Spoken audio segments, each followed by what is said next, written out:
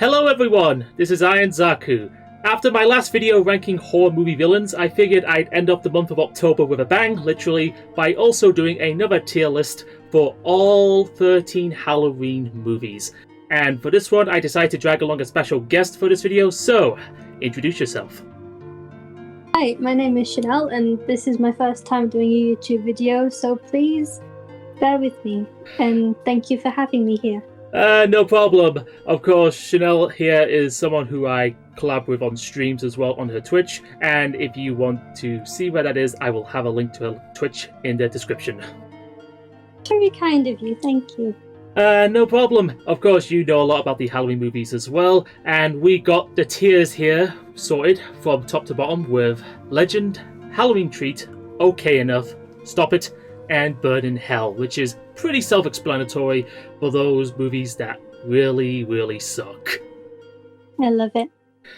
Of course, as you can imagine, given the subject matter at hand, this is mainly going to be for those who have seen all the Halloween movies. And as you can imagine, as the more the video goes on, there will be spoilers discussed up until the last installment, Halloween Ends. So, anything you want to say before we begin? Let's just go for it. Let's do it. Okay, let's jump into this then. So, let's jump into the classic that started it all. John Carpenter's 1978 Halloween. Obviously iconic, it's where it all started. And I love how, in the background Michael is in this movie. It's not like Halloween Kills where he's front and center. He's just kind of in the background being like a real creep in this movie. Yeah, that adds a lot to the suspense of the original, like when he escapes from the institute that he was in early on in the movie, Smith's Groves, if I remember correctly, where, of course, he does play the stalker role for our title character, Laurie Strode, of course being played by Jamie Lee Curtis. Yep, of course, as we'll know him in the first movie, The Shape. Funny enough, because it is credited in that movie as The Shape. We know his name, but at the end credits, he was mostly referred to as The Shape, which, funny enough, is what he's actually called in Dead by Daylight when he was added, as a nice reference to that credit. I was just thinking that as well. I don't think we could add more to the original Halloween that hasn't already been said. It's pretty iconic for the slasher genre, it's spooky, it's got its atmosphere, and of course, the soundtrack. Who could forget the iconic theme song? Oh, I know. I have the Halloween soundtrack as my ringtone, so... So, with that out of the way, of course, I think it's probably going to be the only movie that I think we could agree is probably going in going in Legend, and it might be the only movie that is probably going to be in this tier, but we'll see how it develops as we go through the other movies. We shall. Halloween 2, the sequel to the original. How do you feel about this one? I think it was a solid sequel. I really enjoyed it. Personally, I do so as well, but something you were going to say? I was going to say I've just going through my notes here. Halloween 2 is when we get the whole Laurie and Michael sibling storyline. That's where that starts. Yeah, that's where it would begin with that movie. However, funny enough though, I think if I recall correctly, John Carpenter himself would later admit that he wasn't a fan of the whole sibling dynamic, which 2018 would come along to rectify that in the new timeline. But overall, when it comes to Halloween 2, I also think it makes for a pretty solid companion piece to the original, especially with the hospital setting that we get later on and during the finale. Definitely. I also feel like the kills are definitely ramped up in the second one. For example, the nurse Karen that gets drowned in the hot tub. The way that you can see her skin melting off and everything. Ooh. Yeah, especially with the other kill that I'm remembering as well, with Michael stabbing a needle through one of the nurse's head, and that was pretty sick as well. I'm just remembering that. That was another one that I was going to mention. As someone that has a huge fear of needles, that definitely triggered me. Yeah. I mean, I don't think it's quite up there with the original, and of course it does have its fair share of gripes that I do have with it. But as a companion piece to the original at the time, I actually don't mind Halloween 2. That's pretty good. Yeah, it's pretty good overall, and I think I'm probably thinking of putting in Halloween treat. Like, I wouldn't put it up there with the original, but I do like Halloween 2 overall. Yeah, I agree with that. Now, this is where things start to change up a bit because, fun fact, at the end of Halloween 2, they were going to kill off Michael Myers to do something different with the franchise. So we have Halloween 3 Season of the Witch. How do you feel about Season of the Witch, by any chance? The main thing is that stupid Silver Shamrock song. I can't stand it. It's so annoying. Oh god, it's the one thing that is pretty iconic to this movie. Like, yes, it's annoying, but it's weirdly one of those commercials that like gets me in that Halloween spirit. Like, it awakens the Halloween kid within me, like the holiday season and that. Like, especially with the silver shamrock masks that they wear in the movie for the kids as well. I mean, they're little in variety, and you've got the witch, the skeleton, and the jack-o'-lantern, but they are pretty iconic to this movie as well. And funny enough, the masks themselves would appear again in the franchise as an Easter egg in both Halloween 2018 and Halloween Kills, if I recall, which at least is a nice nod to that movie. I like that, yeah. Now, I will address the elephant in the room when it comes to this movie. Yes, it was hated at the time because it was titled Halloween 3, and people were wondering where Michael Myers is and vice versa, which kind of set it to be hated up early on. Yeah, I mean, I'm not gonna lie, I was one of those people. Yeah, I was like, where is my boy? Yeah, I definitely understand why. But again, because of the marketing and how, well, it was titled Halloween 3, people had high expectations, and Carpenter, for better or for worse, had to probably face the reality that he created an icon that was way too popular. However, as hated as it was at the time, it did gain a bit of a following lately. Like, over the years, people looked back upon Season of the Witch, and I was one of those people, and honestly, I think it's very unique and does a lot different for it to be like its own anthology entry, because this was supposed to be like an anthology series. It's basically like, imagine Goosebumps, you know, with the anthology stories, if it was brutal. I mean, I feel like Halloween 3 wouldn't have been hated as much if people weren't expecting Michael to be there. If it was just its own thing, if it wasn't related to the first Halloween 2, if it was its own thing, I feel like it wouldn't have got as much hate as it did. Totally understand. But of course, because of circumstances at the time, well, it kind of set itself up for failure in a way. But thankfully, though, as mentioned, I do get a kick out of Season of the Witch. In fact, I think I actually like this movie for at least doing enough different. Yes, it may have some shortcomings in that, but at the very least, it doesn't drag all the characters you knew from the past and, you know, future films through the mud. Although, funny enough, though, the original Halloween movies do get referenced on a TV commercial, if I recall, as well, in the movie, so it does have some meta to it, so it does acknowledge those movies. Yeah, and plus it does have some solid kills in it. I mean, obviously, there's a scene where there's a child who was wearing one of the masks, who's watching TV, and his head turns into bugs and a snake, which I don't know how it happened, and it was pretty brutal.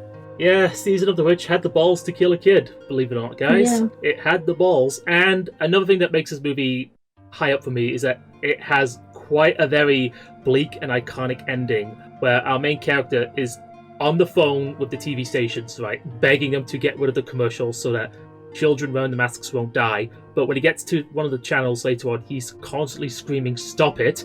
Hence why I have one of my tiers named "Stop It," just to get the commercial off, and we don't know if he succeeds or, well, way more kids die. Yeah, that is a pretty bleak ending. Another thing I'd like to mention is the reveal that there's android, the bad guys are androids. Oh yeah, later on where there's this mystery where our main character is solving out and vice versa, and of course the thugs that do work for the Silver Shamrock factory are in secret androids, which was pretty brutal and explains why they do perform some pretty sick kills in their own right. Yeah, I mean, CyberLife kept that one quiet, didn't they? Oh yeah, they did. Again, I honestly would recommend Season of the Witch because it is very out there, weird and unique. It has its issues, but overall, I would personally, if you are willing to hear me out on this, I would put Halloween 3 Season of the Witch in Halloween Treat. Yeah, that's fine for me. For what? For what it is a good movie. Yeah, I mean, if you're going in expecting Michael, again, you'll be disappointed. But if you're going expecting an anthology entry, with what the franchise was going to go with early on, Season of the Witch is actually not that bad. It's actually pretty good. Yeah, I'm happy with that. However, after Season of the Witch, because of all the backlash, they had to bring Michael back with our next installment, Halloween 4, The Return of Michael Myers. Yay. How do you feel about this one? Because I have some interesting opinions when it comes to this movie. Halloween 4, I thought it was alright, because we get Jamie Lloyd in it, played by Danielle Harris, I think that's her name. Yeah, Danielle Harris, who is the daughter character of Jamie Lee Curtis's character, Laurie Strode, who in this timeline, which is dubbed Curse of Thorn, as you're going to find out why, apparently dies off screen in a car accident. So, yeah. Yeah, that's one thing I have a bit of opinion on, because Laurie is such like an iconic character, obviously, from Halloween 1 and 2. And the fact that she's just killed off screen in a car crash, like, my girl deserved so much better than that. I get it, but considering how this trilogy of films would go on, well, let's just say Laurie not being in them is probably for the best. Probably. Now, there is one thing I want to address as well, personally, that does annoy me about this movie, and I think you might agree with me. Yeah. The Michael Myers mask in this movie looks so bland and dumb, personally. Yeah, I mean, all these other remakes and reboots, apart from the 2018 trilogy, they just look so dumb. I mean, terrible. Yeah, the funny thing is, though, when you look at the promotional poster for it that I have here as well, they have the original Michael mask, but they don't use it in this movie. I don't know why, but if anyone watching this knows, please let me know in the comment section down below. I am quite curious. Yeah, that makes no sense. I mean, I'm looking at the poster here on my phone, it just looks so much better than the mask that they have in the movie. Yeah, but despite that though, Michael in Halloween 4 still has some pretty solid highlights, and besides introducing Jamie Lloyd, we also get the return of Dr. Loomis from the first two Halloween movies, played again by Donald Pleasence, which was a welcome return. Definitely, I mean, Donald Pleasence, I don't think any other actor could play Dr. Loomis like Donald Pleasence did. He's iconic. Yeah, he's pretty iconic for the franchise as well. And not to mention the fact that, especially with the finale for Halloween 4, it does give us an ending which is pretty interesting, with the fact that after when Michael gets, gunned to oblivion, Jamie Lloyd, for some reason, gets taken over by quote-unquote evil and stabs her stepmother, if I believe, in the bathtub. And it kind of is like a perfect, call back to the original Halloween where Michael also killed his sister with a knife, and it does set up for her to be like this next Michael figure where evil passes on, which is actually kind of funny because many years later Halloween Ends would take a page out of this film's book with the same premise. Yeah, I mean, the first time I watched this movie, the ending really shocked me. I do have a soft spot for Halloween 4. It's not one of my absolute favourites, but not the absolute worst. So, yeah, it's alright. And because of that, I might be thinking of putting this in okay enough, I know some people would have it high, but honestly, I think it's not bad. I get a kick out of this movie. I agree with that. However, what completely shits all over Halloween 4 is its follow-up, Halloween 5, The Revenge of Michael Myers. Yes. So, remember how Halloween 4 ends with Jamie Lloyd being teased as the next Michael Myers, with the whole premise of evil passing on and that after the events of that movie? Well, here comes Halloween 5 that basically tells you to go fuck yourself because it retcons that ending, and by the way, Jamie Lloyd is now mute. Yeah, apparently that whole killing a mum in a bathtub, apparently that didn't happen, even though she was covered in blood and holding a knife at the end of Halloween 4. I don't know how that makes any sense. Yeah, this movie has a lot of really questionable moments and scenes as well. Questionable stuff that makes you question what the hell the people that were working on this movie were thinking. Yeah, for example, the start of the movie where Michael is just going down that river, and then he goes and finds this random person and stays with them for a year. I don't think he finds and stays with them. Like, he gets knocked out when he, like, goes at the end of the river because the old man who is at the shack discovers his body and weirdly just lets him hang out there and nurses him back to health or something, if I recall. Yeah. And then Michael just randomly wakes up one day and kills him. Yeah. And not to mention the fact that in that moment he also teases the audience with his fawn tattoo on his arm, which really just exists for sequel bait. And not to mention the fact that we also get sequel baited with the Man in Black. Oh, yeah. Who is just there to look mysterious and not much else. I mean, the only thing he does majorly is save Michael at the end of Halloween 5, but that's just about it. Yeah. Like, the Man in Black, for the most part, does nothing until the end, which just wastes your time. Yeah. Something else I wanted to bring up about this movie is those cops with those stupid sound effects. Oh, I'm just remembering now. Okay, context for those who aren't familiar. There's these cop characters in Halloween 5, and I guess they're meant to be like the comic relief, because whenever something weird happens, they have this weird, goofy, clown-like music play in the background. Like, I don't know what they were thinking. It's so dumb. I don't know, man. I know. It's like the goofy, weird, dumb music that you would hear from, like, I don't know, bully characters from like an old Power Rangers TV show, and I mean it in like the worst way possible. That's what it reminds me of. And not to mention the fact that besides the cops, it also introduced the worst character in the movie, goddamn Tina. She is annoying. Oh god, Tina, yeah. Yeah, you're wondering how annoying is she? Well, cue the clip.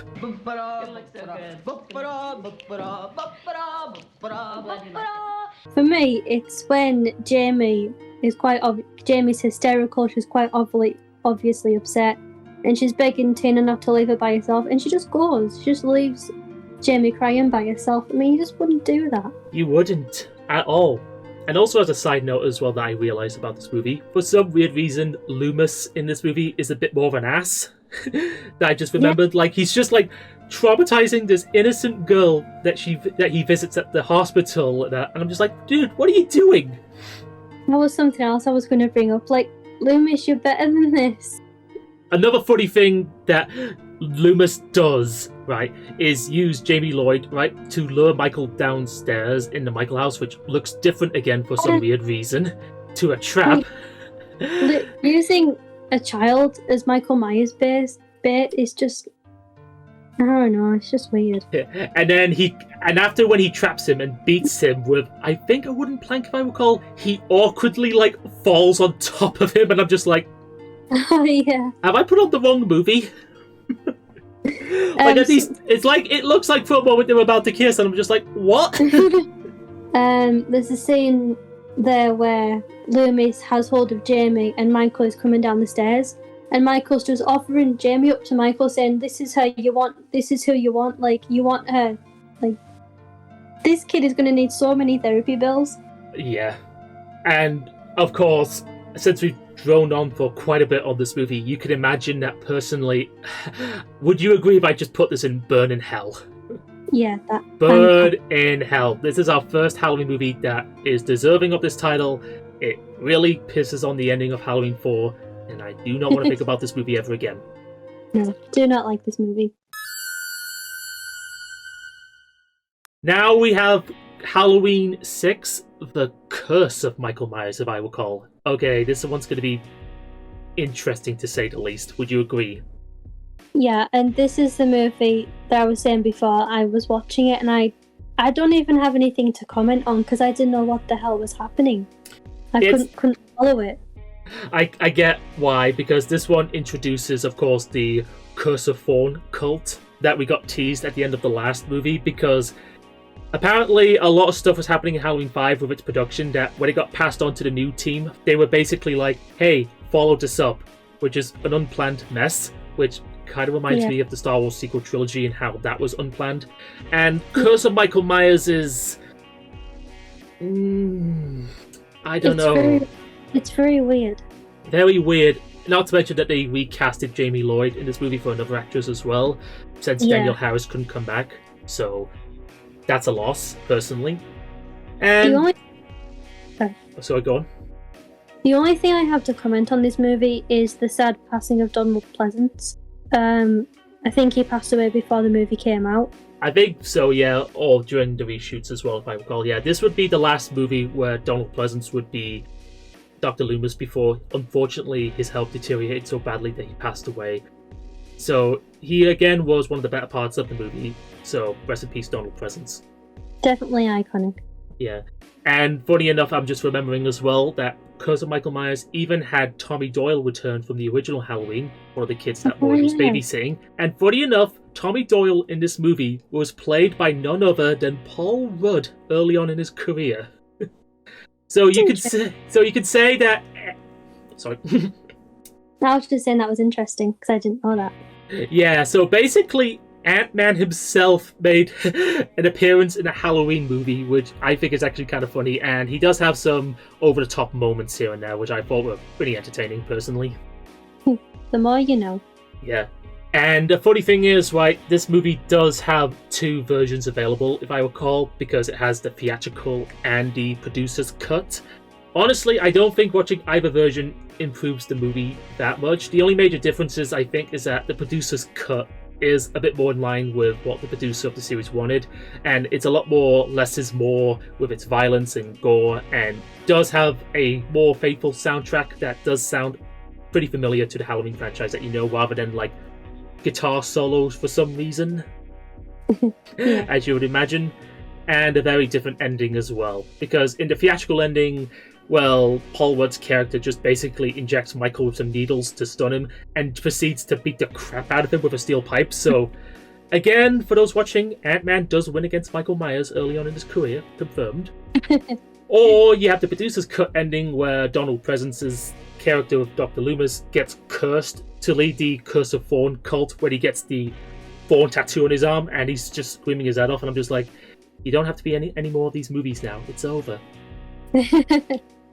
So, Curse of Michael Myers, I mean, at least more goes on than Halloween 5, personally. It wasn't as boring as that, but I wouldn't really call it an amazing movie, so I would personally put it in Stop It. Yeah, that's fine, I'm fine. I mean, I get the reputation that it has, with it being one of the worst films in the franchise, but honestly, I don't think it's like Halloween 5 bad, personally. But it is a bit of a stinker, so give it a skip, personally. Yep. Halloween H2O 20 years later. Can I just comment that whoever came up with this long title is either a madman or a creative genius? We may never know. Yeah, we may never know. Now, this also starts a quote-unquote new timeline that wipes the slate clean a bit, where the Curse of Thorn films never happened, and it takes place after the events of the first two Halloween movies. So, how do you feel about H2O? I think H2O is a solid sequel to the original movies. We get Jamie Lee Curtis back as Laurie Strode. Yeah. I think it's a solid sequel. I really enjoyed it. Yeah, you do get the return of Jamie Lee Curtis as Laurie Strode again. You do, of course, have the new setting in California, away from Haddonfield, where she now is working at this school and has a son whose acting leaves a lot to be desired, personally, with how monotone he is. Yeah. And not to mention the fact that he and his friends in this movie, for some weird reason, talk a lot about sex, and I'm just like, am I watching Friday the 13th, or is this meant to be Halloween? Yeah, it's definitely, you can tell it's like a 90s movie. And funny enough, though, with it being a 90s movie, it also felt weirdly familiar. Like, it sometimes felt familiar to Scream, which is funny because of the fact that this movie did come out after when Scream came out. Yeah, it definitely has Scream vibes about it. Not to mention the fact that it even has a Scream 2 reference with one of the movies playing on the TV in one scene in the movie, which is kind of funny because Halloween was also playing on one of the TVs in the original Scream, so I guess it does add a bit of a nice Easter egg callback. And another one, if I recall as well, is that in this movie, Janet Leigh's character, who is the actress who is the mother of Jamie Lee Curtis, who played as one of the characters from Psycho. I'm struggling to remember her name, but you know who I'm probably referring to. Yeah, I think that was a really cool... Sorry, I can't think of it. Yeah, I say this because of the fact that because there is this scene where you do get a Psycho reference because Janet Leigh's character has a car that looks exactly like the one from Psycho, which I thought was a pretty cool Easter egg throwback. Yeah, and they also play like some like music that sounds like the music from Psycho, which I do think it's really cool. However, there is something odd I will admit about this movie, is that sometimes the soundtrack for this movie sounds pretty oddly whimsical at times. Am I alone in this one? No, I agree with that. Yeah, like, it sounds like what would happen if Danny Elfman or someone like him composed a Halloween soundtrack, and I'm a bit mixed on it, but I don't really hate it nonetheless. And plus, I will give the movie credit when it actually gets to the final confrontation of Laurie and Michael. It is pretty solid. Yeah, one scene that I do love is where Laurie like shuts the door on Michael, and there's that scene where Laurie and Michael are face to face, just like there's just like a door between them. I think that's a really cool shot. Yeah, just reinforcing that Michael's back. This is another one of those movies where Michael's mask personally also looks kind of silly personally, you know, with the long hair, and sometimes you see the actor's eyes, which I don't think you were supposed to with the earlier movies. No, because Loomis says he has the blackest eyes, so why are we seeing Michael's eyes? I will never know.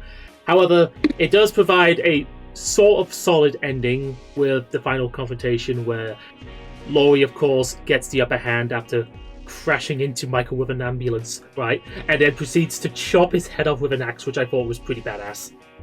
Oh, does she? Oh, does she indeed? But we'll get to that with the next movie, I promise. But nonetheless, I actually think H2O is actually not a bad movie. I have some gripes. I'm not like a huge H2O fan, but honestly, I think it's worth a watch. Yeah, apart from a few little nitpicks, it's really good. Yeah, I'm tied between either okay enough or Halloween treat, but I guess for the sake of the video, I might put it in Halloween treat. I agree with that. I might put it here for now. Opinions may change over time, but honestly, I think it's a worthy sequel to the first two movies. Defo. Okay, Halloween Resurrection. You know what? Right out the bat, we're not gonna waste anyone's time. We know where this one's gonna go. It's going straight in Burn in Hell. It is a complete slap in the face to H2O's ending and anyone that watched it. You know, it does a lot of stupid decisions, and it does have some meme factor to it, which does make it sort of funny. Okay, I only have 2 words for this movie. Go Buster Rhymes. Oh god, Buster Rhymes. Oh, how could we forget Buster Rhymes, where he later on in the movie karate kicks Michael out of a window, and then he busts the door down later on in the finale and gives off his one-liner, "Trick or treat, motherfucker."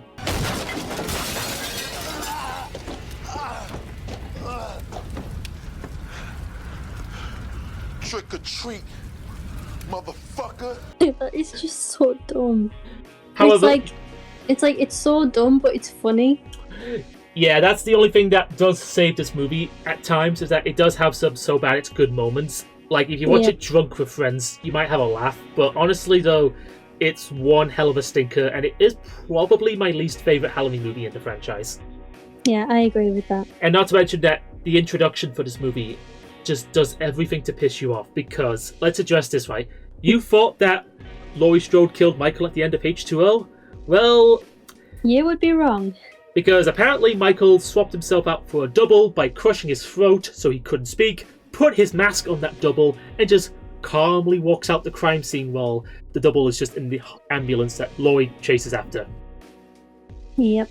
Apparently that's a thing. Yeah, that was a thing. So Laurie kills the wrong person and gets traumatized by it, and it just ruins her character a lot. Especially later on, where Michael comes back for her again, and when Laurie gets the upper hand by catching his leg in a rope, she does the stupidest decision by going up to him, tries to unmask him, be like, "I gotta make sure." And I'm just like, yeah, this Michael is here. He bashed his head through a door and was chasing you.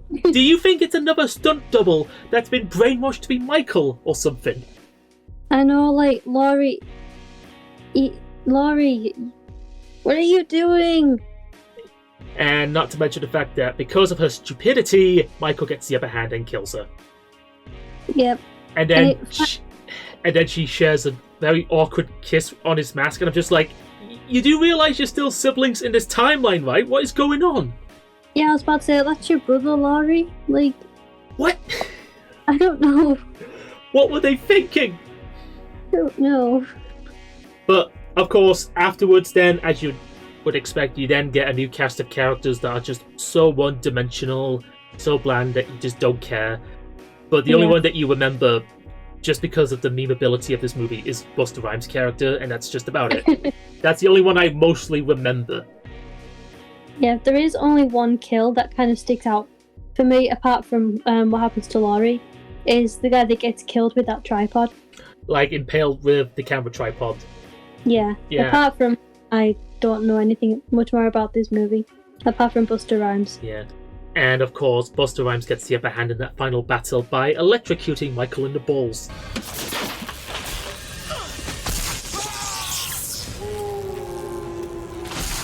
And then it has the goal to end TG with another follow-up, and I'm just like, who the hell wants to follow the next movie knowing that Michael Myers got tased in the balls? Oh, I don't know. By Busta Rhymes, of all people. But yeah, we're not going to waste any more time, because Halloween Resurrection is one hell of a stinker, so avoid like the plague. I agree with that. Halloween 2007, or as it's mostly dubbed, Rob Zombie's Halloween, in reference to the director. Yeah. Are you familiar with this one by any chance? The Rob Zombie movies I haven't seen, so I will let you take over. Okay, then I'll take over for you, so don't worry.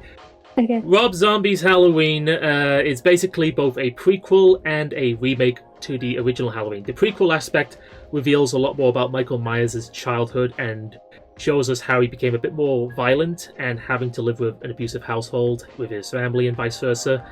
And the other half, again, being, as mentioned, a almost faithful remake to the original Halloween. And the results are interesting. Like, again, I'll list out some gripes that I do have with this movie, just so that you're on board. I think the movie makes a big mistake, personally, by being a prequel, by revealing too much about Michael's childhood. Like, I think Michael just works better as a mysterious figure who is evil for the sake of it, rather than, you know, have his origins revealed that, he lived in a very, very awful household with a very unlikable family. Yeah, I think it's a lot better for him to just be pure evil, rather than having, like, a sad backstory.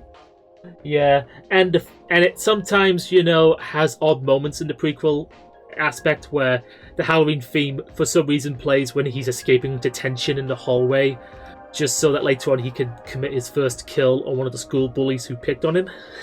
That's really weird. However, funny enough, though, if I remember so, one of the bullies that he kills was played by the same guy who was one of the kid protagonists in Spy Kids. Seriously? Yeah, I'm struggling to remember his name, but I'll put an image on screen. Like, yeah, Michael in this timeline kills the guy who plays the kid from Spy Kids. Okay, I need to watch these movies. I don't think it'll save this movie enough, though. And of course, as it goes on, we do have Malcolm McDowell, who plays Dr. Loomis in this remake, who I think honestly does pretty fine. I mean, he's no Donald Pleasance, but he actually does pretty fine with the role. He can't do any better than Donald Pleasance. Like, he just played the role of Dr. Loomis, like, amazingly. Yeah. And then the remake aspect where, again, after when Michael escapes from Smith's Groves, is where we follow the events of the original movie again, where we have Laurie Strode again. However, this leads into another problem because, again, as mentioned early on, for some weird reason, a lot of the characters in this movie are just absolute assholes. Laurie in this movie is so annoying and unlikable that I'm just like, what is going on? Like, why is she doing all these... like, early on with her introduction after the prequel aspect, right? When she's with the Strode family, like, for some reason, like, she plays with bagels for a sex joke. That is not a Laurie thing. Not at all. And for some reason, in the director's cut version, then she proceeds to violate one of them, to put it lightly as well, just to nail the point further. And I'm just like, did I put on the wrong Halloween movie? I'm going to assume that Jamie Lee Curtis wasn't in these movies. Yeah, she wasn't in these movies at all. It was a different actress in that. It was a very different actress who I don't hate, but she does provide my least favorite version of Laurie. You know, I just didn't like the portrayal, you know? And as mentioned earlier, with how this movie does have a director's cut, there are two versions again that are different from one another, the theatrical and the director's cut. I mean, the director's cut does add some stuff that was missing from the original. However, it does one major change from the original, and that's how Michael escapes. Interesting. I mean, in the theatrical cut, it plays off as like a very gruesome action sequence where he's getting escorted by these guards, you know, to be transferred. Yeah. But at one moment, he breaks his chains and then starts massacring them, John Wick style. I mean, goofy, but I thought it was pretty good. Yeah. The director's cut version, though, again, warning, this is going to step into some uncomfortable territory, so I will try to be light as possible. Michael escapes because two of the security guards working there are being absolute irredeemable assholes by dragging one of the female patients that they have from a cell to take turns in his cell, to put it lightly. Right in front of Michael, and I'm just like, why are we seeing this scene? That's messed up in so many ways. Like, I guess the only excuse I could think of is that maybe it's there to provide commentary for how assaults go unspoken in these places, I guess, but even then, I'm just like, I don't think the Halloween franchise is the right series to be having a discussion about this, personally. Well, definitely not, but I mean, it is a Rob Zombie movie. Yeah, it's a lot more edgy, you know, a lot of characters in this movie are just pretty unlikable. It has that Rob Zombie edge, has that dialogue that you would expect from his movies. And overall, if I have to rate this movie, since I did see it a while ago, I would personally put Rob Zombie's Halloween in stop it.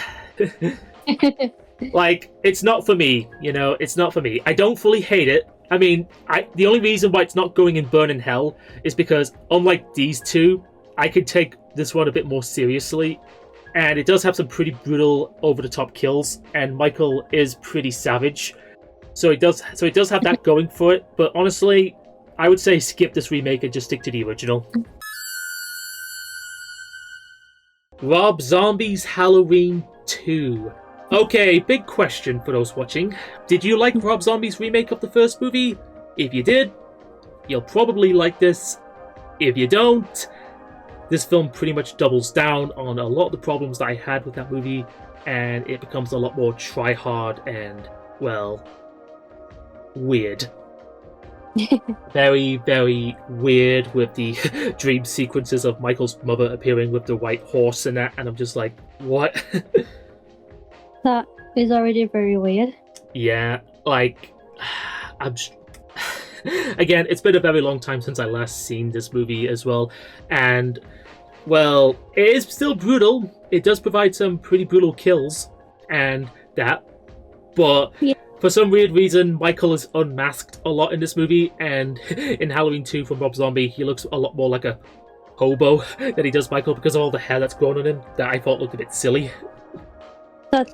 The fact that his face is revealed for like a lot of the movies, like, really weird. Yeah, and he only goes into kill mode at times when he puts the mask on, or when, you know, he gets assaulted and vice versa. So I guess there's that going for it. And this movie does tackle Laurie's trauma from the last movie. However, it does it differently depending on which cut of the movie that you watch. Because again, this too also has a theatrical and a director's cut. The theatrical cut tries to display a more hopeful Laurie, which I personally like a bit more. The director's cut leans a lot more into the PTSD aspect, where she's a lot more... how do I say this? A lot more angry and way too traumatized from the last movie's events. Like, she's lashing out at people or others that remind her of the tragedy of the last movie. So it does make her a bit more unlikable, but again, I'm no expert in like PTSD trauma and vice versa, so anyone watching that is familiar in that field, please let me know in the comment section down below. And personally, when it comes to this movie, I didn't really like it as much than the first. Like, again, this is more of a style thing, I suppose. Like, if you're into Rob Zombie movies, you know, if you like his style, then you'll like this. But for me, I'm probably going to be controversial and put it in Bird in Hell. Like, I'm not really a huge fan of this as well. Again, if you are, more power to you, but for me, I could do without it. Halloween 2018. Okay, we are now in the new timeline that has come out a long while ago from 2018 and onwards with the David Gordon Green timeline in reference to the director of those 3 films that we're going to be ranking. So I'd say Halloween 2018 is actually pretty great. Yeah, I really love the this new trilogy. I think obviously I enjoy the original like Halloween 2, but I really love this new trilogy. Well, apart from one movie. Yeah. The first 2 I really love. Don't worry, we'll get to that in time. But anyway, I will say this as well. Halloween 2018, I think, objectively is the best film in the new trilogy out of the other 2. Like, it does, again, wipe the slate clean and acts as, like, a true sequel to the original. So that's basically a 3rd timeline that we have now, besides Curse of Thorn and H2O. So do with that information as you will. One thing I do want to mention is the actor who plays Michael, James Duke Courtney. Like, he just plays Michael amazingly. Like, he is so good as Michael in these movies. Yeah, an older but still very brutal Michael when he needs to be. And it does, of course, take place, I believe, 40 years after the events of the first movie, so it does explore a more older Laurie Strode who returns, again played by Jamie Lee Curtis. That's a nice extra. It does play into a family dynamic that happens in the movie where she's trying to, like, get her daughter ready for when Michael returns, but she of course thinks that she's crazy because she gets taken away by Child Protective Services, if I recall. Yeah. However, one thing I will add for a funny note, for some weird reason, the daughter had to be named Karen. Why of all names would you pick Karen? Like, especially with how, you know, we all know the memes, we all know the people that lose a shit who are called Karen. I don't know why. Yeah, as someone that works in retail, that name triggers me. It's like a name of she who must not be named. But anyway, this Karen, though, not as bad as you're probably thinking. She's actually pretty alright. Especially with, and of course, there's another character as well who was pretty solid as well, with another granddaughter of Laurie Strode, with Allison. Allison, I really like Allison. She's really good as like a final girl. I really like her character. Especially during like the finale, which I'm probably gonna say is one of my personal favorite finales to the Halloween franchise, where it's a brutal final confrontation when Michael shows up to this house, you know, where Laurie has been, you know, practicing and getting ready for this night and that, and oh god. Yeah, I mean there is some good like kill scenes in this movie, but I think my favourite was Oscar's, with the motion sensor lights that keep going on and off, and Michael just like keeps getting closer. Yeah, that was a pretty brutal and iconic kill for that movie as well, personally. Very, very brutal. And another one of my personal favourite kills as well is that later on in the movie where we have this new Loomis-like character who just doesn't want anyone to mess with Michael, and that gets his head stomped in like a pumpkin. Oh yeah, that was really brutal. Yeah. And of course it ends off with a bang with, you know, the final girls like getting the better of Michael and trapping him in the house to set on fire, which I thought was a pretty good ending. Yeah, one thing I love about that scene is where Karen is holding the gun and she's saying, I can't do it. Then Michael shows up and she goes, gotcha, and then she shoots him. I really love that. Absolutely. Now, is this movie perfect? Probably not. I do have some gripes here and there. But I will say, like, when it comes to, like, sequels to the original Halloween, I think Halloween 2018 is one of the better ones. Yeah, I agree with that. Like, I like it more than H2O personally, and I might put it on the same tier as that, so I'll put it in Halloween Treat. Okie doke.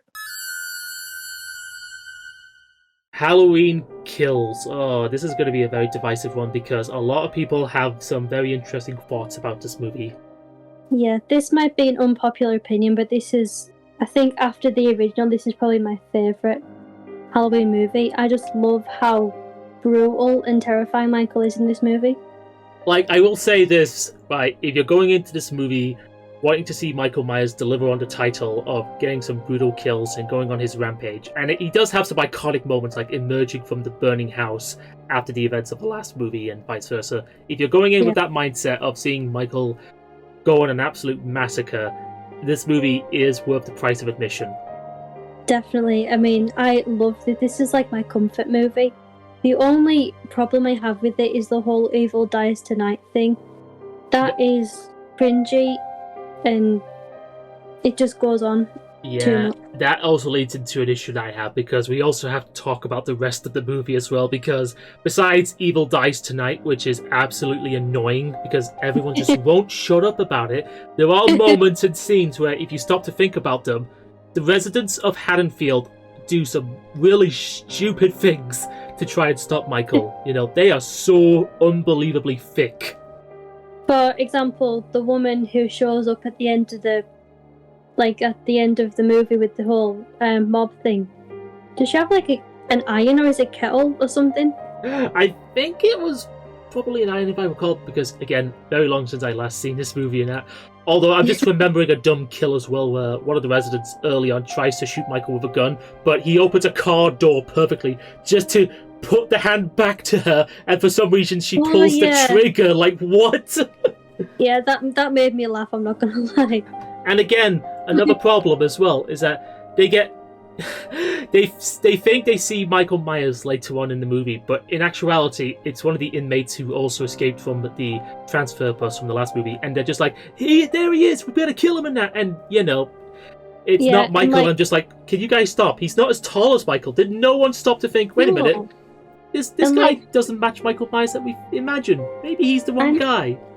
And for example, like, Karen locks, he's in this long corridor, and Karen locks the doors, so he's kind of in there so people can't get to him, and she's saying that she's not going to let the mob get to him, but then the mob just overpowered her anyway.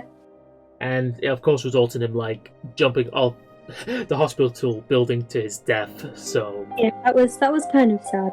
I mean, I guess so, but I get it was trying to have this commentary of how mob mentality makes us into our own worst enemy and that, but I think the message was just done very unsubtle, and it was just forced in again with the whole evil dies tonight line, which is so annoying.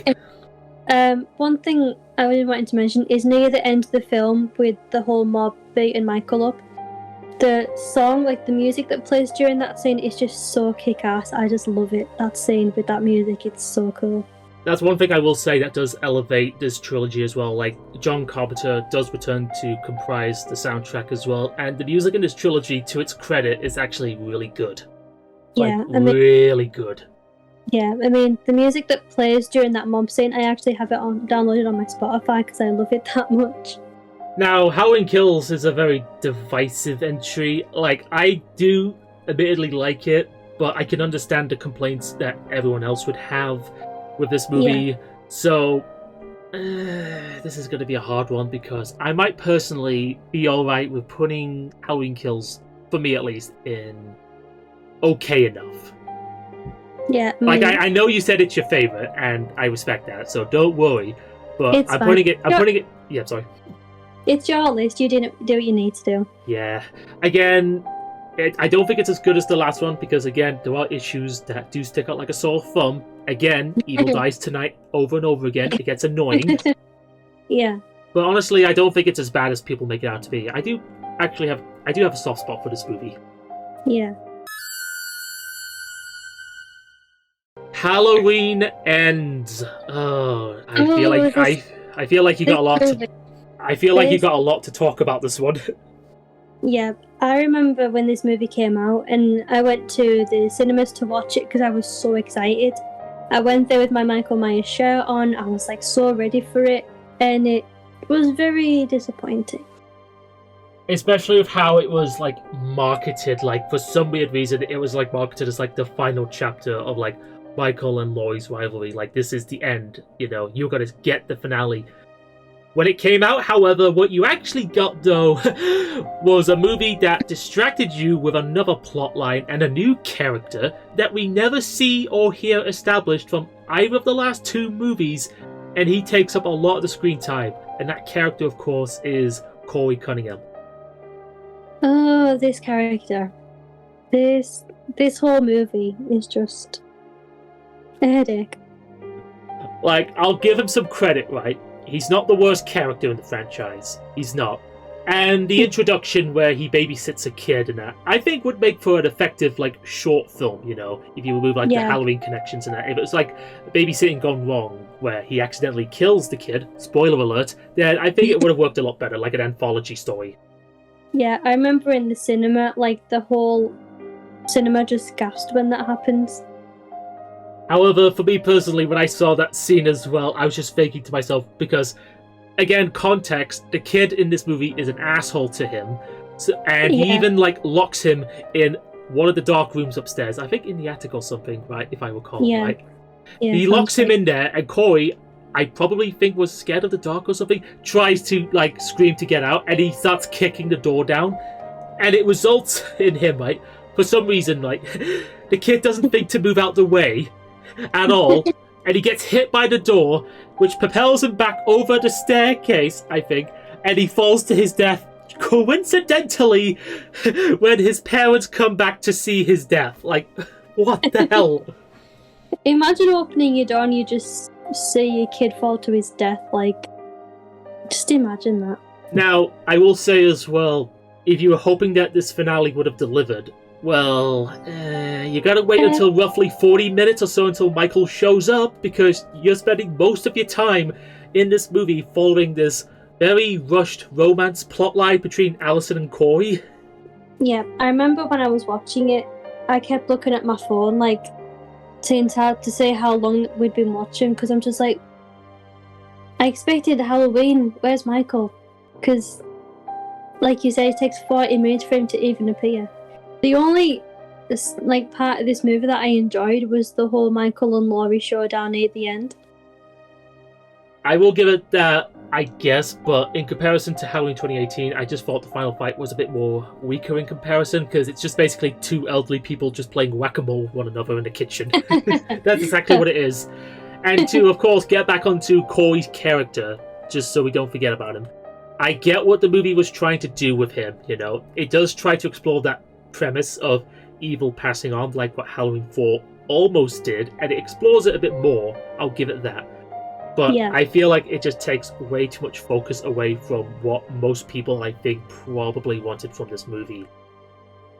Yeah, definitely. Yeah. Again, I don't think Corey is, like, the worst character. I think the actor does a pretty good job, you know, he does a pretty good job. It's just kind of a shame, though, that his character arc kind of gets rushed and ends very unsatisfyingly, where he just, like, ends himself at the end of the movie, because he was like, if I can't have Allison, no one else will, against Laurie Strode, and he just stabs himself in the neck. I'm just like, really? Is this how we're going to end things? I know. And speaking of Corey, one more time, I just remember this dumb moment as well. Dude, you couldn't defend yourself against some marching band group, right? How is it that scenes later you are okay with overpowering Michael Myers and taking his mask? That moment just, like, jumped a shark for me. I was like, what? I really don't know. Like, it's such a goofy scene. Like, so goofy and silly. I'm just like, why are you doing this? Why are you doing this? Again, when it actually gets to the finale aspect, it does it okay. It does it alright. I mean, the best thing about it is that at least Laurie gets her, you know, conclusion. Like, she's done, and she can live the rest of her life in peace. I guess that's the only good thing I will say about the finale. Like, she does get her closure. Yeah. You know, after everything she's been through, and she does get a long-needed rest. Like, she gets a long-needed rest from Michael, and vice versa. Yeah. It's just a shame, though, that you have to sit through a huge chunk of this movie just to get to it, personally.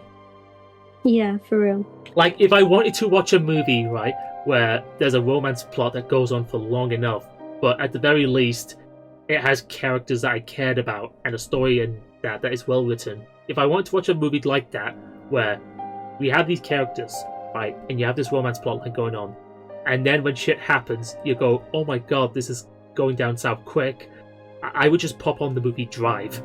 Like, I would just pop on that movie and just skip Halloween Ends, because that's how it feels like. Well, for me at least. But overall, Halloween Ends, honestly, is pretty much a wet fart when it comes to ending off this trilogy.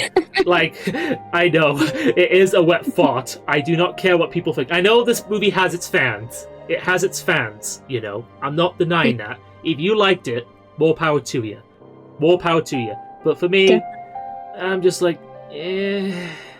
Yeah, I was really disappointed with it. Not my favourite. Yeah. I might put it in Stop It. Yeah, I mean, I would much rather watch Halloween Ends than watch Resurrection again, so... Yeah, again, at least with Ends, I could take it a bit more seriously, because Resurrection is just dumb and stupid at times. Yeah, definitely.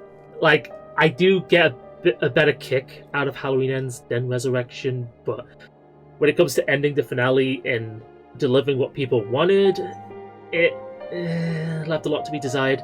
I mean, to bring up Season of the Witch, right, Halloween 3, yes, that movie experimented and did something different, but at the very least, right, it didn't drag Michael and everyone else through the mud to do it. Yeah, I agree with that. Yeah, it doesn't do that, and I think the experimentation thing just works better for that movie than Halloween Ends, because I think the worst thing that this trilogy did was experiment at the end of a trilogy. I'm all for new things, you know, I'm all for, like, taking franchises in new directions, but I think the execution left a lot to be desired, and I'm just like, eh. Yeah, definitely. Yeah. I mean, I would only recommend it if you are, like, a huge fan of this David Gordon Green timeline. Maybe you'll get a kick out of it. Maybe you'll find something that we didn't really like. But, you know, I just think it was not a great finale, personally. But not the worst film in the franchise. Not the worst film. Yeah, definitely. Resurrection's definitely the worst for me. Yeah, same here.